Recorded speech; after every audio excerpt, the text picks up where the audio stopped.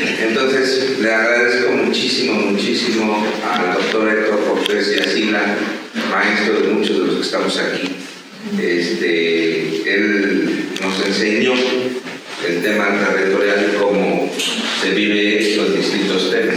Y agradecer también de manera muy especial a Roberto Pulido, quien nos ha acompañado en este ejercicio y vincular el tema del pensamiento científico y la función administrativa. No es un puente sencillo, construir esto entre quienes intentamos profesionalizarnos en temas de la ciencia social, quienes quisimos y queremos estar produciendo conceptos, analizando desde teorías, haciendo el ejercicio que implica la ciencia social, y luego estar al mismo tiempo en la generación de política pública desde la administración pública. No es una cuestión sencilla, implica un reto muy importante para poder diferenciar ambos papeles y distintos roles en un mismo escenario de carácter territorial. Por eso vinculo este tema de la enseñanza del doctor Cortés Yacila con el ejercicio de compartir distintas reflexiones con Roberto Pulido, pero también con el buen doctor Ernesto, y esta reflexión epistemológica que realiza, pero no solo ella, sino también el ejercicio sociológico que implica entender cada una de las palabras en nuestro ejercicio docente y ponerlas en cuestión. Y desde luego a mi queridísima amiga, igual que el doctor Héctor Cortés, pero Adriana Carrera, nos conocemos desde que nacimos, ¿no? Literal. Su mamá y mi mamá compartieron mucho tiempo, y nosotros pues éramos compañeros casi de cuna. Entonces la vida nos ha llevado a compartir ahora esa responsabilidad, y en esta responsabilidad también tenemos que buscar aliados. Roberto Castillo no está aquí, pero las charlas inmensas en distintos momentos han sido muy fructíferas, y platicábamos nosotros en torno de estas charlas cómo poder llevar estas conversaciones que creemos quizá de manera un poquito arrogante. Creemos que esas charlas merecían ser tratadas como un libro para poderlas ser discutidas. A la realidad, pues no vale la pena. Otros dirán que sí, otros pensarán que es necesaria esa reflexión en torno de lo que se escribe para la construcción de las políticas públicas que estamos realizando.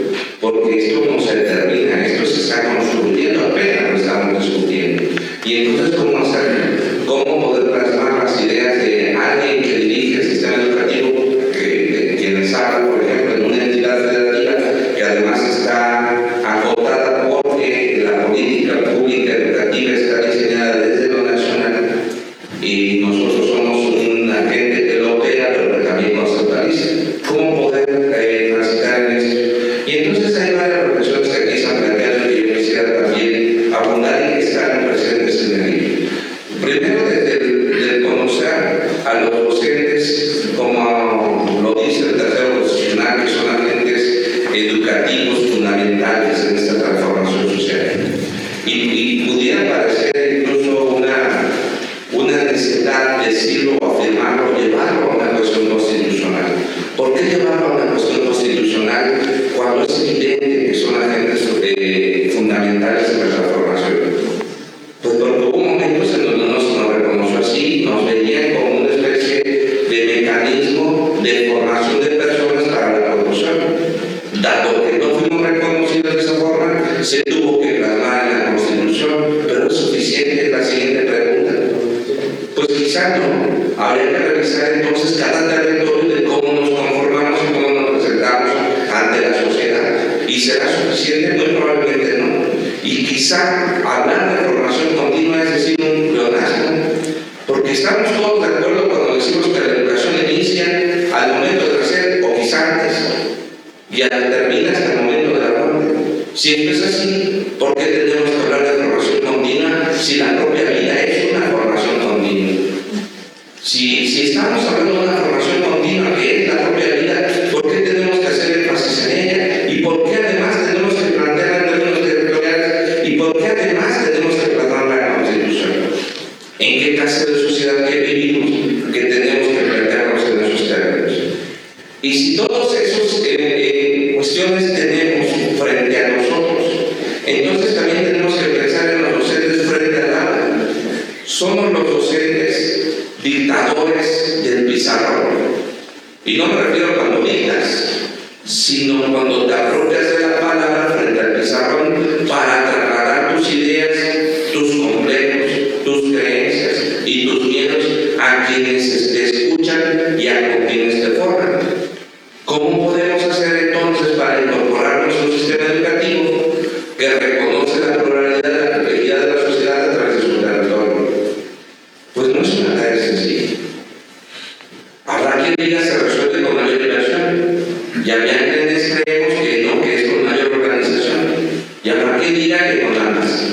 Bueno, pues estamos frente a un debate inacabado, constante, pertinente, que debe seguir avanzando. Ahora bien, ¿qué tipo de formación continua requieren los distintos agentes educativos de acuerdo a tu función? Y aquí vienen otros retos también bien importantes. Por ejemplo, yo pensaba, ahora que tengo la oportunidad de platicar con tantas y tantas personas, yo pensaba qué tipo de formación hemos dejado de lado cuando pensamos, por ejemplo, en los técnicos especializados que tienen una clave en el sistema educativo que le llamamos PAI. Personas de apoyo y asistencia de educación, psicólogos, trabajadores sociales, no me detengo para no ampliar, pero estas personas que ahora que estamos construyendo un sistema de carrera administrativa con cursos técnicos en donde están los gobiernos de tendencia también, ¿qué tipo de formación deberían tener? Eso no lo observamos en este libro, eso lo observamos solo en el término docente. Pero ya decía Ernesto, en términos de funciones supervisoras y directivas, creadores del sector, ¿cuál es el papel y qué tipo de formación también debemos de tener? Entonces, el libro, creo yo que lo que debe despertar es más bien preguntas, porque no buscamos respuestas. Lo que se intenta es escribir, ni siquiera ustedes van a observar un debate profundo en términos epistemológicos, teóricos o conceptuales. Lo que estamos haciendo es describir un trayecto y una reflexión en torno de lo que sucede en el territorio, que debe de provocar, que debemos leer a los maestros. El congreso que estamos impulsando y que tiene dificultades de carácter económico no quiere llevar aquí con ustedes, para darle continuidad a los años que están por venir, requiere de la participación de las y los maestros. Si nosotros decimos es importante, insisto, en la arrogancia de la lección, que lean acerca de lo que discutimos y analizamos con los científicos sociales, con los funcionarios en la construcción de política pública, pues desde luego es más importante leer a los docentes que son quienes lo viven. Pero aquí viene otra pregunta y consultarme. ¿Estamos preparados las y los docentes para escribir y reflexionar en torno de nuestra acción? ¿O solamente podemos escribir crónicas, narraciones o descripciones en bitácoras de diario que no logran profundizar en la reflexión de la acción? Entonces, son muchos elementos, ya no leí todos los puntos que tengo aquí porque ya me sonó y se agarra el teléfono, pero la verdad es que yo quisiera con este libro que sea solo el primero de muchos, pero no de quienes estamos aquí enfrente, sino de quienes están en las aulas, que nos demos la oportunidad. Y ya Ariana, que me agradezco mucho, se está gestionando que CPUCET también tengamos la posibilidad, igual que el colegio de Tlaxcala, ya que el colegio lo tiene, pero que tengamos la posibilidad nosotros mismos de editar libros, que nosotros CPUCET sea no nada más una pendencia, sino un editorial para explicarlo de manera rápida, que tengamos esa posibilidad, porque ya vamos a entrar en la librería. Y decía Paco Taibo, cuando platiqué con él para plantearle la idea, dice una librería de una secretaría. Pues sí. Y luego cuando platiqué con Paloma, la esposa de Paco Taibo, y le decimos que firmamos el convenio para la brigada de ley y libertad, y decía, vas a llevar todos los libros de comunidad, pues sí.